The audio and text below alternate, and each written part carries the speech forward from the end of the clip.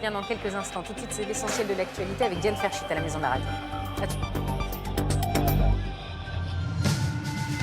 554 interpellations à Paris, 335 personnes placées en garde à vue. Dernier bilan pour ce 4e samedi de mobilisation des Gilets jaunes. Quelques tensions sur les Champs-Élysées où sont regroupés au moins 2100 manifestants, mais pas d'échauffourées importantes à l'heure actuelle. 8000 membres des forces de l'ordre sont mobilisés à Paris, 89 000 dans l'ensemble de la France. À Grenoble, 15 personnes ont été interpellées, dont le porte-parole des Gilets jaunes sur place. Et par crainte des violences, de nombreux lieux publics sont fermés sur tout le territoire, à Bordeaux ou encore en Bretagne. À Saint-Étienne, les centres commerciaux n'ouvriront pas leurs portes cet après-midi. Dans la capitale, beaucoup de musées ainsi que la Tour Eiffel sont également fermés. Et puis les 2/3 des matchs de la 17e journée de Ligue 1 sont reportés au 15 et 16 janvier prochain. Seuls Guingamp, Amiens et Rennes-Dijon sont maintenus ce soir à 20h.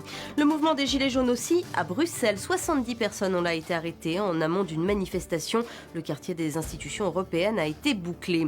Plus d'une centaine de marches pour le climat organisées partout en France ce samedi. Dans certaines villes, elles vont d'ailleurs faire front commun avec les manifestations des Gilets jaunes. À Bayonne, par exemple, les deux cortèges ont débuté ensemble devant la mairie avant de se séparer.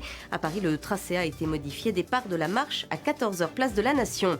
Le Brésil refuse à Total une licence d'exploration dans l'embouchure de l'Amazone. Le groupe pétrolier français voulait l'autorisation pour effectuer des forages. La justice brésilienne estime que le plan présenté par Total comporte des problèmes techniques. Elle craint notamment une fuite de pétrole qui pourrait affecter les récifs coralliens. France Info.